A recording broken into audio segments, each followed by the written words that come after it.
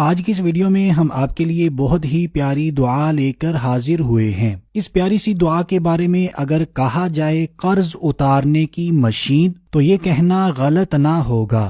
جی ہاں دوستو، تو آپ تمام دوست احباب یہ سمجھ چکے ہوں گے کہ آج کی اس ویڈیو میں ہم آپ کے لیے لائے ہیں قرض سے نجات، قرض کی ادائیگی کے لیے ایک بہت ہی پیاری سی پاورفل دعا۔ اس دعا کی برکتوں سے میرے رب کے فضل و کرم سے جن دوست احباب کا کوششوں کے باوجود بھی قرض نہیں اتر رہا تو ان کا تمام قرض اتر جائے گا انشاءاللہ عز و جل۔ بس ہم نے یقین کامل کے ساتھ اللہ پاک کی رحمت سے باامید ہو کر جو دعا ہم آپ کو بتائیں گے، جس طریقے کے مطابق بتائیں گے، آپ نے اسی طرح اس دعا کو پڑھ لینا ہے۔ انشاءاللہ عز و جل ہماری مشکلات بھی آسان ہوں گی، ہمیں بھی ضرور کامیابی ملے گی۔ دوستو، قرض جہاں پر ہمارا مشکل وقت نکال دیتا ہے، مشکل میں ہمارے کام آ جاتا ہے، قرض لے لیتا ہے اور جب ادا کرنے کی باری آتی ہے وقت پر ادا نہیں کر سکتا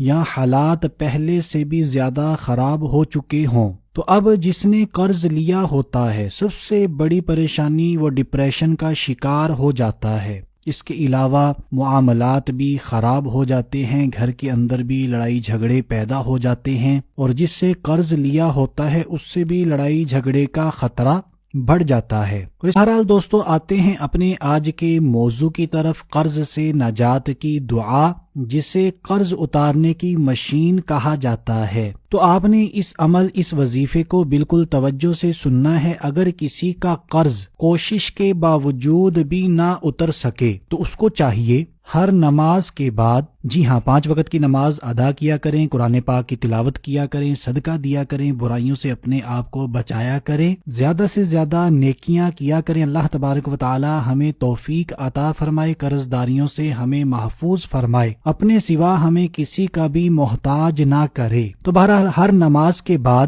سب سے پہلے ہم نے 11 مرتبہ میرے اور آپ کے پیارے آقا مدینے والے مصطفیٰ صلی اللہ تعالی علیہ وآلہ وسلم پر درود پاک پڑھنا ہے۔ 11 مرتبہ درود پاک پڑھنے کے بعد 12 مرتبہ ہم نے یہ دعا پڑھنی ہے۔ اب اس دعا کو توجہ سے سن لیجئے، پھر باقی طریقہ کار بھی سن لیتے ہیں۔ تو دعا یہ ہے، اللہم اکفنی بحلالک عن حرامک وَأَغْنِنِي بِفَضْلِكَ عَمَّنْ سِوَاكَ۔ اس دعا کو ایک مرتبہ پھر سن لیتے ہیں، اللہم اکفنی بحلالک عن حرامک وَأَغْنِنِي بِفَضْلِكَ عَمَّنْ سِوَاكَ۔ تو اس دعا کو ہم نے 12 مرتبہ پڑھنا ہے۔ سب سے پہلے ہم نے 11 مرتبہ درود پاک پڑھا، پھر اس دعا کو 12 مرتبہ پڑھیے ہر نماز کے بعد، پھر آخر میں 11 مرتبہ درود پاک پڑھ لیجئے۔ تو جیسے ہی ہم اس عمل کو مکمل کرتے ہیں، پھر ہم نے عاجزی و انکساری کے ساتھ اللہ تبارک و تعالی کی بارگاہ میں دعا کرنی ہے۔